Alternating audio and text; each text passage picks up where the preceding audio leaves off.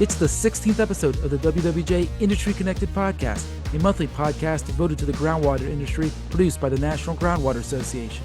I'm your host, Mike Price, and today we're joined by Jeremy Bauer of Hydro Resources Incorporated. We discuss new hire safety training, proper PPE for the right situations, how to make training effective and engaging, and more. And we welcome to the podcast Jeremy Bauer of Hydro Resources Incorporated, the Rocky Mountain Regional Safety Manager based in Fort Lumpton, Colorado. Welcome, Jeremy, to the podcast. Thanks, Mike. Appreciate it. Appreciate the opportunity to come on here. So a little bit about me. My name is Jeremy Bauer. I'm the Rocky Regional Safety Manager out of Fort Lumpton for Hydro Resources. We have quite a few offices across the kind of Western United States. And I'm fortunate enough to be here in Fort Lumpton and in the role I'm in. Well, appreciate you coming on. We're talking here. This will be for our May podcast, just in time before the National Safety Month in June. So we're looking forward to hearing all the info all the info and knowledge you want to share on safety for us. So can you tell us a little bit about your career background and how you found your role with Hydro Resources? So, not anything unique to safety professionals. We usually always find our way into safety because of something that happened or an event or something like that. Mine was, it's different than most, but it's how most safety people find it. I started off in the military, graduated high school, went to the Army in 2003. From there, I was a Bradley mechanic. So my career was a mechanic in the Army. I got out of the Army in 2007, went to work for Caterpillar, mostly doing oil and gas work. I was part of a program that they had for, it was oil and gas specific. So did a lot of work on drill rigs, a lot of work on generators, the EPG side, the electrical power generation side of Caterpillar. I was really fortunate to have that opportunity coming out of the military. And then I shifted gears and went to work directly for an oil company as a compression mechanic. Did a lot of time in process facilities and midstream type equipment. Spent, I don't know, the better part of 10 years there. Mm-hmm. And then from there, really, that's kind of how I got my start into safety. When I was working for that company, I was very committed to making sure that we were doing everything correctly and safely. And I found myself on a whole bunch of safety committees, especially focusing on contractor safety. We'd go out and audit contractors that were working for us. And then, I had a disagreement with the safety manager in that company that kind of led me to change my degree path. When I got out of the military, I started my bachelor's in business management. I really thought that management was the way I wanted to go. And then I realized after I got into that disagreement, I guess, it wasn't something aggressive. It was just a disagreement. And he had the ultimate trump card. And he told me, well, you're not a safety professional, so you don't understand. So I said, okay. I looked into it. I had to take like 8 more classes to get my degree in occupational safety, health and safety. And then I was a safety professional. So I was pretty convinced that I was going to be a safety professional in the oil and gas industry. Not the best career choice to get in a disagreement with the safety manager and then ask him for a job later. So from there, I just decided to continue down the path of safety instead of being a mechanic. It's pretty long, hard days, and found my way to Hydro Resources eventually as the regional safety manager. So it's been an awesome company to work for. It's been a great opportunity, and can't say enough good things about the company. And my boss is really the guy that I think for most of it. Well, thank you for sharing your career path with us, and the industry is glad to have you, and thank you for your service. What can you tell us about new hire safety training that you have at Hydro Resources? So I attended the ASSP last June. I was fortunate. It was in Denver, so didn't have to travel. Um, and I attended a class in there that was specifically geared around how to make new hire training better. And I was pretty typical, run of the mill. We have our learning management software. Would come in, I'd introduce myself. We would do our typical company video, and then we would break that down into categories, forklift safety, fire safety, prevention, and so on and so forth. So I attended this class because I realized it just wasn't that effective. And one of the things that they pointed out is, if you're trying to change your safety culture, you've got to make new hire training and safety training important, and you got to make people feel valued there. So now, one of the tips I got from that particular instructor was, have a name card, have a notepad, a pen, have something, have their PPE sitting on the desk when they walk in, so they know immediately when they walk in, safety is important to these people, and they take this serious, and they do a little bit of background. So now, whenever I have a new hire class coming in, which is almost every week, and to be fair, I'm not the sole instructor anymore. We actually we hired an instructor under me that he does the majority of the training now. But part of the program is when they walk in, their hard hats sitting on their desk, their binder with their green to white program with their name on it, their employee number on it, and then they've got a blank pad and pen so they can take notes throughout if they need to. And what else do we have sitting there? Usually their gloves, safety glasses, all the stuff that they're going to need day one on the rig, all that kind of stuff. They have sitting on the desk with their name, and we kind of assign their seating to where, it's not everybody sits in the back of the class. It's like, you get in there and you know where you're at and you know where you're going, and there's no confusion there. So that's really what day one looks like. And obviously, the other part of that is, if they're an experienced employee coming from another company with some drilling experience or some background in it, I don't know that everybody's doing it that way, but at least when they walk into Hydro Resources, they understand that this is different than where you used to be. We have all this paperwork sitting in front of you as a resource, and we have abilities for you to sit down and take notes. Then the other thing I try to really do in new hire is get more personal with people. Being in the field for 17 years as a mechanic, I do recognize that, I used to sit in the same meetings and listen to the same safety guy talk about the same things. And I recognize that, and it wasn't their fault. They just didn't have the field experience I had. So now I try to get more personal with people and share, a little bit of my background with them. And then one of the things that I think I've said in almost all of our new hire training is there's no safety manual that'll actually keep you safe. And where I drive that home is, we all work, we mow our lawn, we change light bulbs, we do tasks around the house. And I've yet to meet the person that has a HSE manual for their home. I'm a safety professional. I don't even have one. But what actually keeps me safe is the common knowledge that I've accrued over the years of experience, and the people around me. If I got a new construction project I'm doing, in my basement, and I get one of my buddies to help me, that guy's going to keep me safe because he knows, he's seen it. And that's what I really try to drive home to our new hires is you got to lean on the people around you if you don't have experience. And then if you do, you have to watch out for the people. And really, here at Hydro, if you have previous experience, that's great. All we got to teach you now is how we're going to do it at Hydro Resources.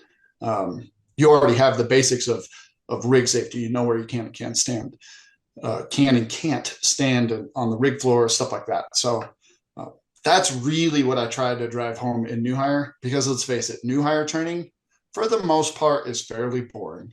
It's going to be very similar. Everybody's got to check we've got to go over forklift safety, even though you've ran one for 10 years. We've got to, tell you how to do a walk around inspection. That stuff's kind of boring, but if we can drive it home to to our new hires and even our existing employees that, the only way we're going to get better is if we're watching out for one another. The safety manual Hydro Resources has is not really going to keep you safe. You got to bring common knowledge to the table. Yeah, that's great. How long does, two questions there. How long does your new hire training last? And this is critical at this juncture of the industry with, an influx of newer employees as we continue to have workforce development turnover. You said you're doing a new hire every week generally. Mm-hmm. Okay. So our new hire training currently, I'm super fortunate. Got a very supportive general manager and operations team. They've given me 4 days. So we typically bring our new hires in on Monday for HR paperwork, stuff like that. A lot of guys we're hiring aren't necessarily from the local area. They're from out of state. So they'll fly them in on Monday. They'll get all their HR paperwork, all their I-9 stuff out of the way on Monday, start getting things going. And then I get them Tuesday through Friday. So we start class at 8 a.m. We knock off at 4:30, kind of depends on how fast or slow we're getting through some of the tests, some of the videos, stuff like that. And we do that. The one thing I did recognize when I first started was my very first new hire training class. I gave them a lunch break. You're supposed to give them a break, you give them 15 minutes in the morning and half hour, an hour for lunch, and then you send them and then come back. Well, I sent everybody to lunch, and I didn't realize that we flew all these guys in. So nobody had a car. And I walked downstairs, and everyone's just kind of sitting outside, not eating. Said, do you guys not want lunch? And said, no, none of us can drive anywhere. So pretty quickly, I ordered some lunch in that day, and then I realized that's part of what we're going to do for a new hire. We're going to provide you lunch. We're still going to give you a break, but we're going to provide you lunch and make sure that your only concern while you're here is to learn the hydro policies as well as any critical safety things that we need to teach you. Nice. Your role, your experience as a field mechanic prior to hydro, and then your Army experience. Can you share how that has helped shape your mindset with safety? I mean, you talked about it a little bit already, but just how has that made you who you are as a safety manager? So, being a mechanic and being in the field, a couple of things I learned is typically one of the things that I noticed and why I used to get so angry with safety is they would kind of show up on a job site, tell us, hey, you can't do that, have zero solutions for a way to get it done. And then we'd all just kind of sit around or go find something else to do until they left. And then we'd go back to doing it the only way we knew how, or the only way we had available. I always kind of go back to the same thing. We had a critical lift. We were lifting up a Caterpillar 3612. So it's about 15-foot tall engine. And we're in the parking lot and we're going to move it into a building. And you have to hook the shackles up to the top. Well, there's no fall protection. There's no scaffolding. There's no man basket that can feasibly, get into where we needed to be in the center of the engine and kind of down a little lower is where the lifting eyes were. There wasn't really an option to do anything other than just climb on the side of the engine and screw it in and hook up the shackles. Well, they came out, safety guys, like, hey, you got to have fall protection that's over 6 feet. Yeah, I agree with you, but there's nowhere for me to tie off to. What would you like me to do? They had no solutions, and there's a lot of solutions available, but they didn't have a solution. And so we just kind of hung out until they left, and we did it anyway. And so what I really recognized as a field person moving into safety was if you just go out there to be a safety cop or somebody who's there to enforce policies or rules or laws even in some cases, but you don't offer a solution, what's going to happen is they're just going to do it without you there. So really what my role and what kind of shapes me into what I'm doing is to provide solutions back to the operations team in the moment of the hazard. It does no good if I go back to my desk and dream up a way to do this safer on my computer for a couple of days. Like, the problem needs to be solved right now. And so I like to go sit down with the operations team on site, the driller, the tool pusher, the rig hands. Hey, we've got this problem. And I know that this is how you guys want to get this done, but we all recognize that that's probably not going to have a good outcome if something goes wrong. How can we do this and make sure that we, sometimes it means we're going to take an extra 30 minutes to do something that would normally only take 10.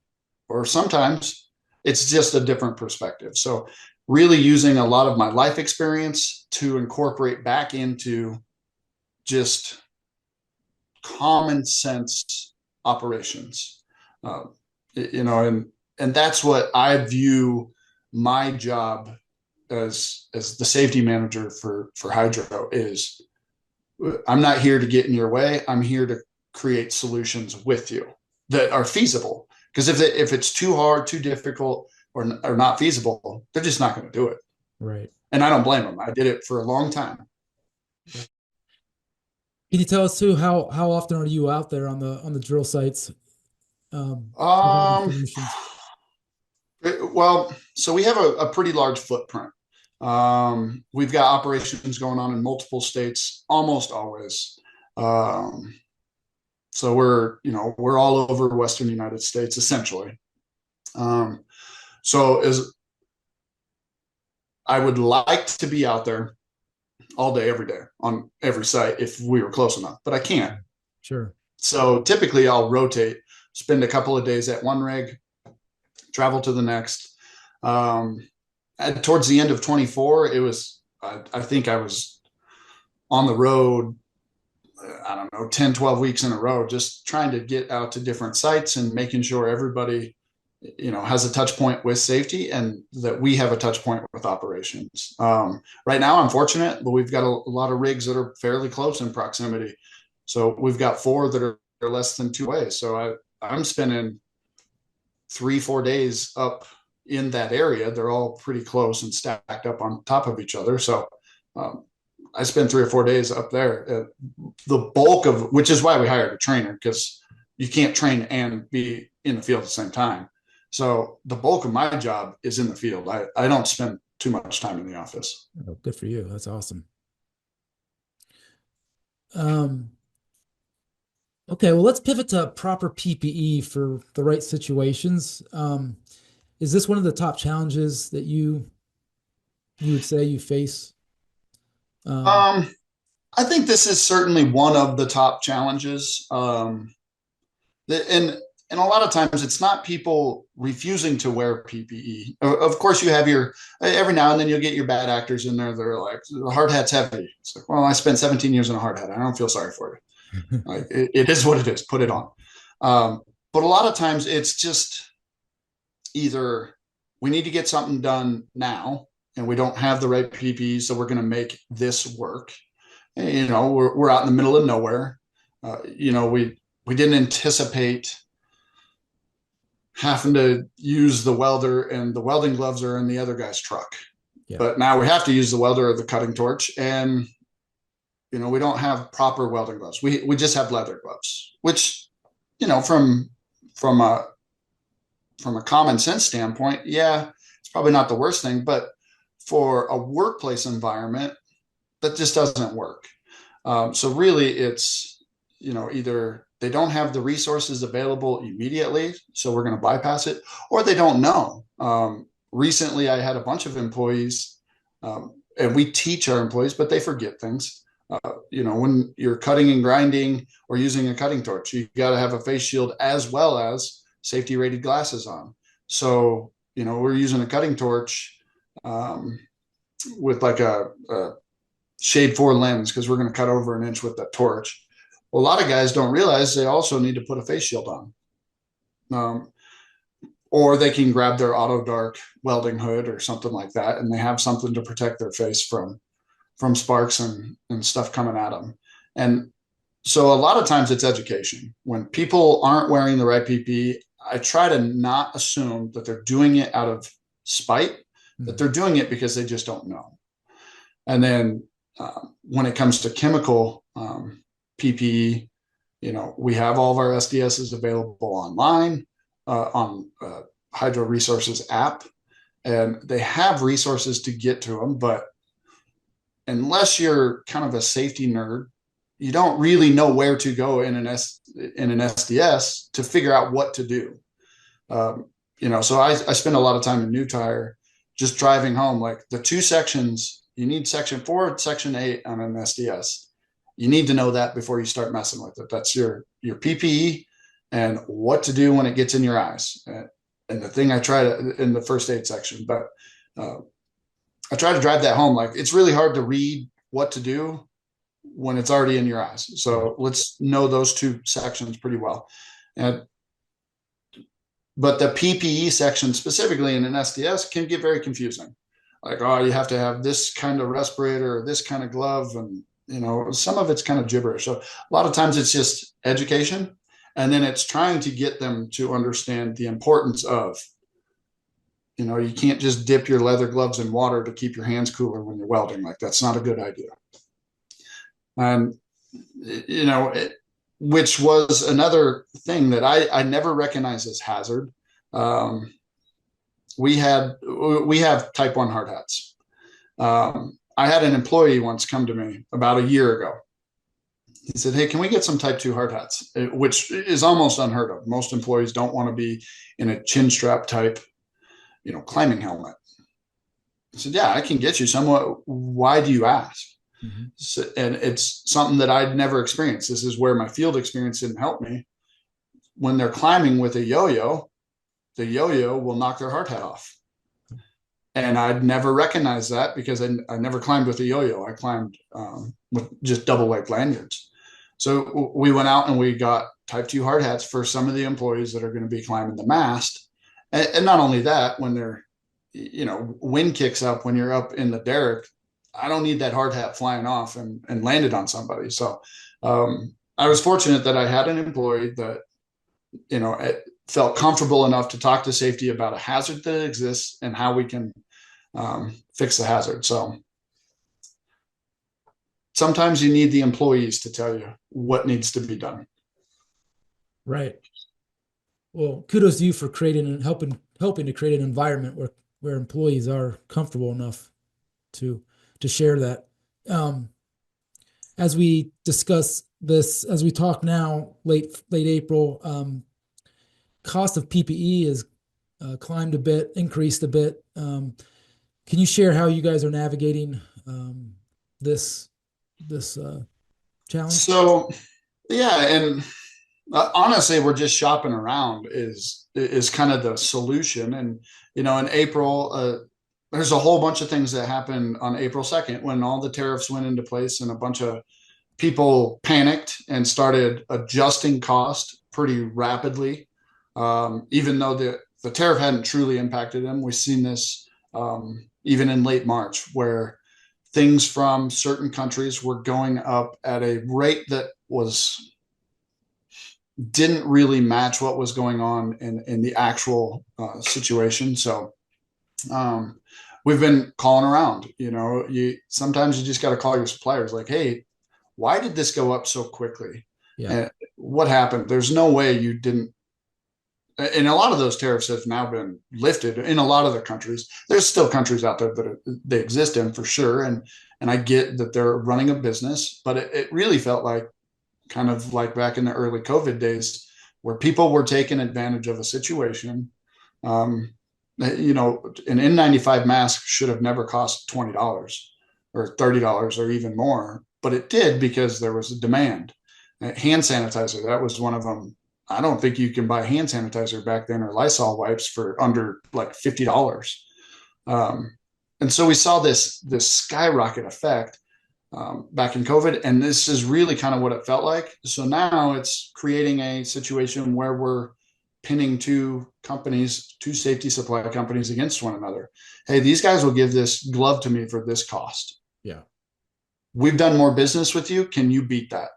And sometimes they will, sometimes they won't. So that's kind of how we're navigating that, or trying at least. Just having the conversation with the suppliers is the biggest step in that, to Yeah. try and understand why they're doing what they're doing. And circling back around to, I guess, training and being engaging and making it as effective as possible. That's kind of an ongoing challenge to keep things fresh, and not, yeah, and not bore employees with safety, um, in the safety tailgate. What is your mindset on safety tailgates and, how to make them as effective as possible? So there's a couple different approaches, and obviously, when you start talking about people on drill rigs, obviously the first thing that most people are going to say is hands-on training, which is absolutely an effective way. We've brought the fire department in several times and had a plethora of fire extinguishers on hand, and we lit fires and put them out, because you can only learn or watch a video so many times before you actually just got to jump in and do it to feel comfortable that you can perform in an emergency. So, those are easy hands-on things. Bringing in people to put on a live fall demo. Obviously not with a person, but to show people how the shock absorbing lanyards work and how different things work. We've set up a rig in our yard and had our drilling manager run the rig for everybody. To where he can kind of orchestrate how he wants things to look, where you can and can't stand, to where we can take a rig hand off one rig, put them on another, and hopefully have the same result. So we've done things like that. Hands-on training is obviously the number one thing to get people engaged. But the other thing that I typically like to do when I get out onto a job site is reading through their JSAs and reading and listening to their tailgate meeting, start pointing out other things that they're typically not seeing, and then actually going out on the rig floor and working with them. Go over to the hopper and start mixing mud, and that's where you find things out. Like, you can't get a sack of bar that's not 100 pounds. They don't sell it that way. I mean, we talk to the manufacturer, and they have a way to do it, but it's very, very expensive to get them to package it in 50-pound bags. So, but you don't find that out until you actually go out and do it. Yeah. You lift up a bag of 100-pound something, you start to realize, like, oh man, these guys they got to lift it up so high. Some cases they're walking up a set of stairs with this thing. And, so once you start, I think the most effective way for me to do my job with them is to just get out and do it and show them that, A, I also will follow all the rules, and B, I'm out here to try to rewrite the rules to make it easier for you and make it safer. So that's kind of, and a lot of times it's just pointing things out that they're just not looking at, thinking about. That driller, his mind is on the hole, his mind is on the controls. The mud guy, his mind's on viscosity.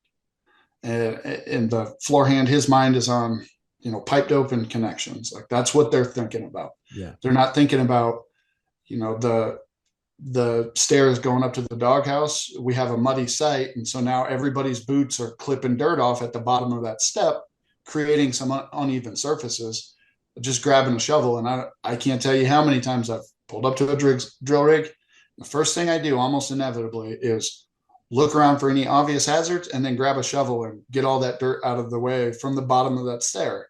And I think when you're promoting things like that, and like me being in my role as a safety manager, when I'm actually physically doing stuff on site, they start to recognize, like, I'm not just doing this because I'm trying to be a safety cop. I'm doing this because I genuinely do care about the outcome of all their health and safety at the end of the day.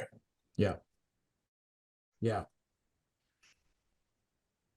Well, let's wrap up with a new program you've discovered that's been pretty helpful. It sounds like, work steps in the pre-hiring and onboarding process. Can you tell us about this program and the cost that it entails? Doesn't sound like too much for drilling companies to take advantage of. Yeah. So recently just kind of stumbled across a program um, about, I would say 3-4 months ago. Stumbled across this program. It's called Work Steps. And really what it is trying to find, just get a little bit of data on employees before you hire them. The contact that I have at Work Steps, he said, part of the mantra is don't hire your next workman's comp case. Because all too often, especially when you're not all too often, I guess, when you're dealing with people that understand how workman comp works and they've done it at a couple of different companies, they're very well versed in the rules. Our insurance company has advised us that, yeah, some of these guys, they know the rules better than we do.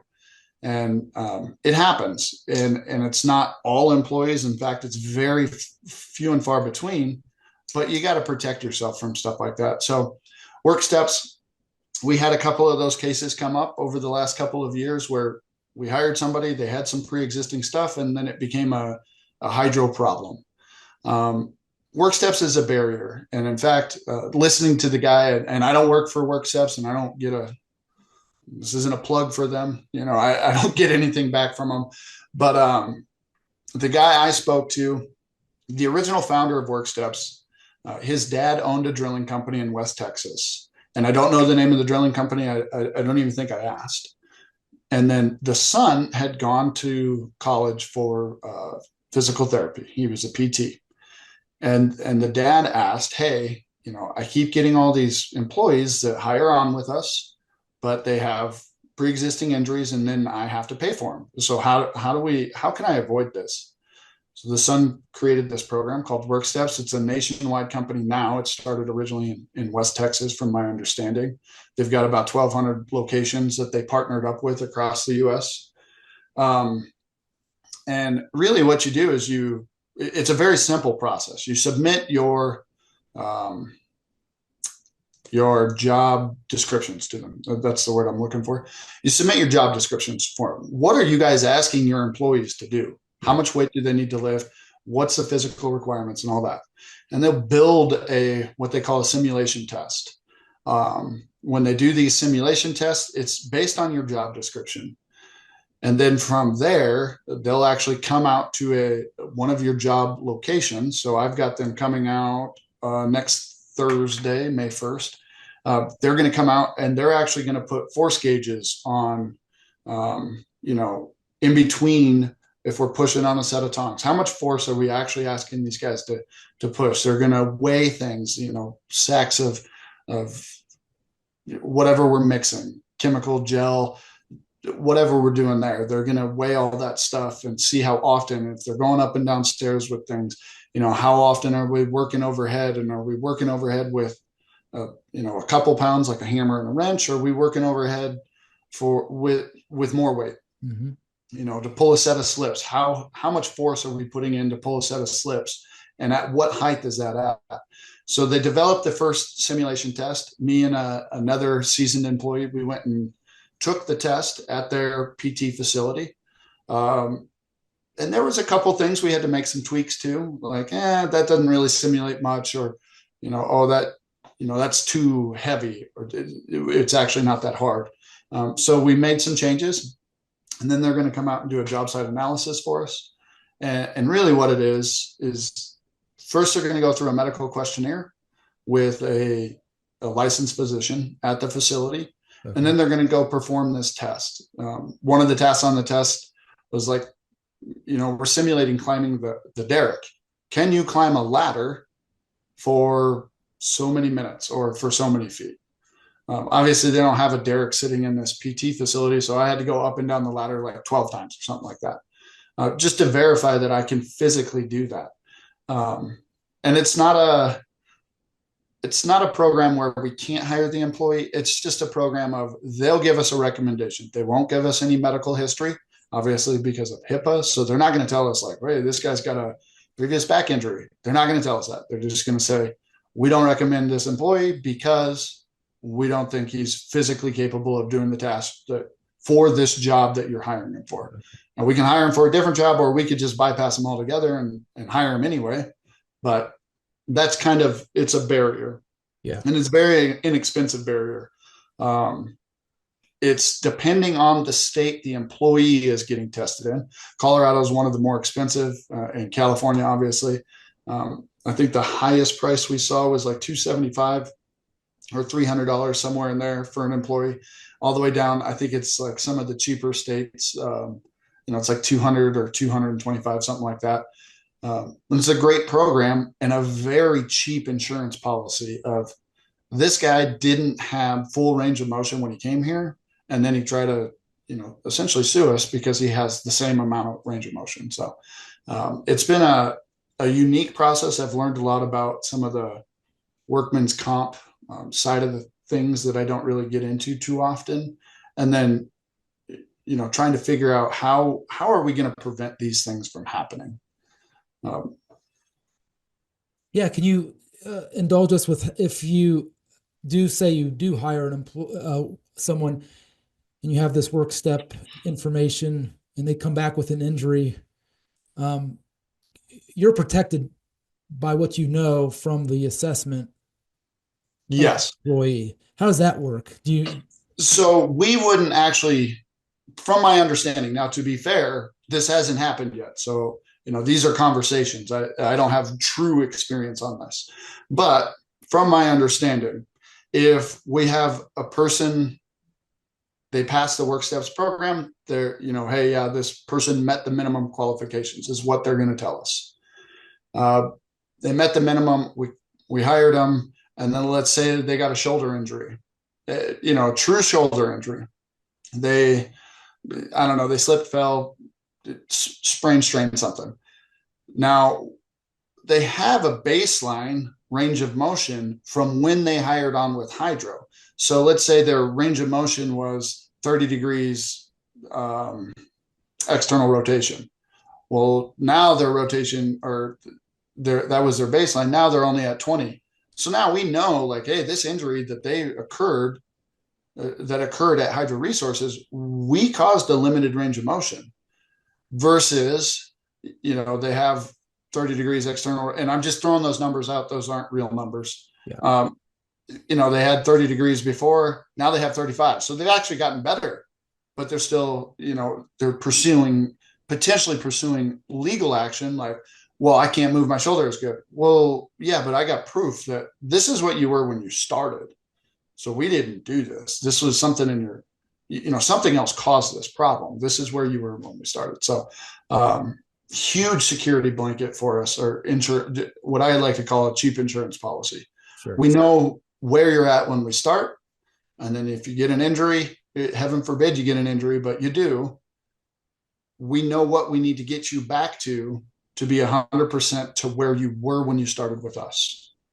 Thanks for explaining that process. And the insurance blanket, like with this program, some companies similarly are going to dash cams to help protect themselves as well on the insurance front. Just lastly, have you guys looked into that, or do you use them currently? Or we don't currently, as a company, we don't have them. We have a couple of our professional drivers that like to have them, and they have dash cameras to protect themselves. We have heavily looked into it. We're still in the process of potentially going to that, or going to a different electronic logging device, or ELD, that has that integrated. I mean, it's an option we're exploring. We haven't, hard set anything. And those aren't necessarily tasks that live within my realm, because I still do report back to corporate. So those are going to be corporate decisions. And I know that there's been talks about it. I've been involved in some of the talks, but I don't know quite the details on them. I certainly see the benefit in most cases. Obviously, that you always got to outweigh what if this doesn't go in our favor? What if it was actually our driver that, he reached down because he dropped his sandwich, and that's how he rear-ended this car, versus this guy pulling out in front of us. And those are conversations I've had with our insurance company, where they're great in some cases and they can be a huge detriment in other cases, because all of that stuff's going to be potentially subpoenaed if there is a serious incident. So certainly those are factors that every company is going to have to individually weigh. We're super fortunate at Hydro. A lot of companies, a lot of safety managers I talk to, their biggest hazards are on the road. We're fortunate. We don't see a lot of car accidents. Not that they can't happen, but we just don't see a lot of vehicle related incidents. So we're fortunate as of right now. So that's probably why it's not this huge highlight topic for us, because it's just not where we're focused. We're focused on other things, and obviously you can't take your eye off one ball too long, otherwise it's going to fall. So it's certainly something we're talking about. It's just not something that I'm necessarily involved in every day. Gotcha. Well, Jeremy, we'll end it there. Thank you so much for your time and information and knowledge you've shared. And thank you also for being part of the newly reformed safety committee within GWA. Glad to have that back and to help the industry. So thanks again for your time today. Appreciate it.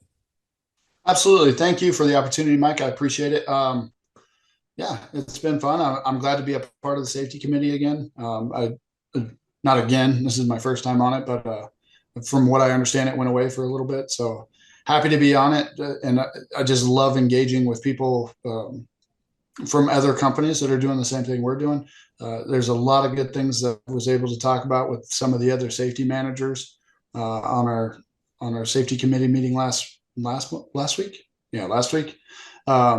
It's always, safety is not proprietary. So it's always fun to communicate with other safety managers, see what they're seeing, and share common experiences, and also, try to avoid any upcoming events that, maybe there's a hazard out there that I'm not aware of that they've seen. Certainly to avoid that kind of stuff, it's good to talk to other professionals in the industry. Thanks for watching and listening to the WWJ Industry Connected Podcast. We'll be back next month with a brand new episode, so be sure to like and subscribe to the podcast on your favorite podcast platform, or on all the major platforms, so it will be easy to find us. And visit waterworldjournal.com for the latest expert columns, feature articles, videos, and news covering the groundwater industry. So one more time for Jeremy and I, thank you for watching and listening, and we'll see you next time.